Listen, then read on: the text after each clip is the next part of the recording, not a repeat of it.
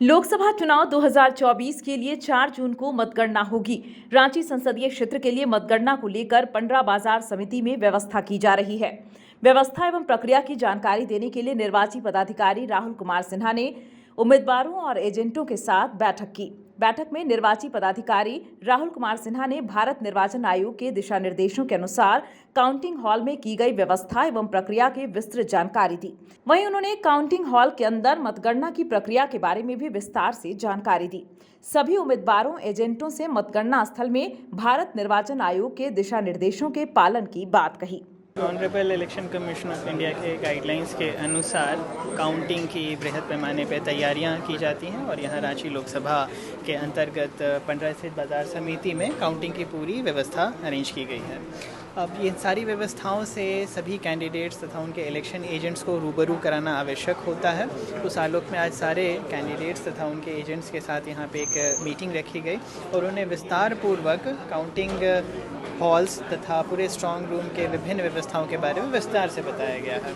सबसे पहले तो ये है कि हर एक कैंडिडेट को अपने कैंडिडेट एजेंट्स, अपने काउंटिंग एजेंट्स का अपॉइंटमेंट करना है। तो वो काउंटिंग एजेंट्स का अपॉइंटमेंट किस प्रकार से फॉर्म 18 तथा फॉर्म 19 भरा कर किया जाएगा, उसके बारे में विस्तार से इनको जानकारी दी गई है। किस तारीख तक वो एप्लीकेशन दे सकते हैं अपने काउंटिंग एजेंट्स के अपॉइंटमेंट के लिए, उसके बारे में बताया गया है। क्या क्या डॉक्यूमेंट्स के साथ एप्लीकेशन आएगा, जिसके बाद फिर यहाँ से एक फ़ोटो आइडेंटिटी कार्ड उनको उपलब्ध कराया जाएगा। उसी फ़ोटो आइडेंटिटी कार्ड के होल्डर्स ही सिर्फ काउंटिंग एजेंट के रूप में उस दिन मतगणना हॉल में प्रवेश कर सकते हैं। इसके अतिरिक्त किस प्रकार के डिक्लेरेशन सभी काउंटिंग एजेंट्स को देने हैं, किस प्रकार से सीक्रेसी ऑफ वोटिंग के संदर्भ में उन्हें डिक्लेरेशन देना है, इसके बारे में भी व्यवस्थित तरीके से बताया गया। किन किन किस्म के लोग काउंटिंग एजेंट्स बन सकते हैं, कौन कौन नहीं बन सकते हैं, उसके बारे में बताया गया। मसलन कि कोई भी माननीय मंत्री या तो भारत सरकार के या फिर राज्य सरकार के काउंटिंग एजेंट नहीं बन सकते हैं। कोई भी माननीय सांसद या माननीय विधायक काउंटिंग एजेंट नहीं बन सकते हैं। कोई भी नगर निगम, नगर परिषद या फिर नगर पंचायत के चेयरपर्सन काउंटिंग एजेंट नहीं बन सकते। उसी प्रकार से जिला परिषद के अध्यक्ष इत्यादि काउंटिंग एजेंट नहीं बनते। कोई सरकारी कर्मचारी पदाधिकारी काउंटिंग एजेंट नहीं बन सकते तथा कोई भी ऐसे व्यक्ति जिनके पास की राज्य स्तर से या फिर भारत सरकार के स्तर से सुरक्षा दी गई है, एक्स कैटेगरी, वाई कैटेगरी या जेड कैटेगरी, वह भी काउंटिंग एजेंट्स नहीं बन सकते। तो इन सभी के बारे में विस्तार पूर्वक सभी कैंडिडेट्स को बताया गया है और ससमय सभी एप्लीकेशंस सबमिट करने के लिए भी कहा गया है ताकि उन्हें ससमय अपॉइंटमेंट लेटर्स भी उपलब्ध करा दिया जाए।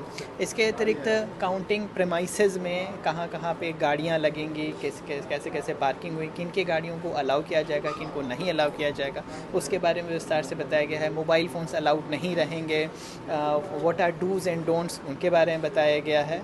और फाइनली जो काउंटिंग प्रोसेस है, जो काउंटिंग हॉल के अंदर निभाया जाएगा, उसके बारे में विस्तार से जानकारी दी गई। जैसे कि एक पर्टिकुलर विधानसभा में अगर 25 टेबल लगे हुए हैं तो 25 टेबल में CUs फॉर्म 17C के साथ लाए जाएंगे और जो स्टाफ्स इनको लेकर आएंगे वो एक एक करके सभी टेबल्स तक पहुंचा देंगे। सभी टेबल्स पर जो कंट्रोल यूनिट पहुंचेगा तो हर एक काउंटिंग सुपरवाइज़र का दायित्व रहेगा कि वो काउंटिंग एजेंट को अवगत कराएं कि उस मशीन में जितना भी वोट्स पोल्ड है वो फॉर्म 17C में मैच हो रहा है और अगर ये मैच एक जैसा रहता है तभी काउंटिंग की प्रक्रिया आगे बढ़ाएंगे और नहीं तो फिर जो कंट्रोल यूनिट है उसे वापस ARO टेबल पे रखाएंगे।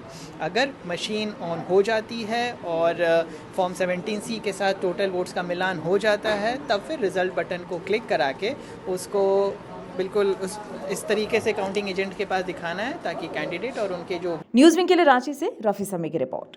डोंट वरी सर, घर आपको टाइम पर मिलेगा और ऐसा मिलेगा कि आपकी उंगलियां भी बरतेंगी।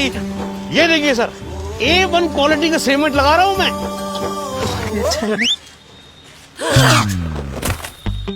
मजबूती का सारा ठेका हम ही लिए हैं का? अरे बॉडी विदाउट स्ट्रॉन्ग बोन किस काम का? देखिए, मजबूत घर चाहिए तो अच्छे सीमेंट के साथ अच्छा सरिया भी लगाइए, तभी तो ऐसा घर बनेगा जो पीढ़ियां बरते। तो कौन सा TMT लगाएं? अरे एक ही तो है, भारत का सबसे भरोसेमंद Saluja Gold TMT bars. Extra strong, higher earthquake resistance, flexible, better bonding with cement और सालों का भरोसा। निर्माण में मजबूती चाहिए तो अच्छे सीमेंट के साथ लगाइए सिर्फ सलूजा गोल्ड टीएमटी। अब सही पकड़े हो कॉन्ट्रैक्टर बाबू। सलूजा गोल्ड टीएमटी बार, मजबूती सब कुछ है।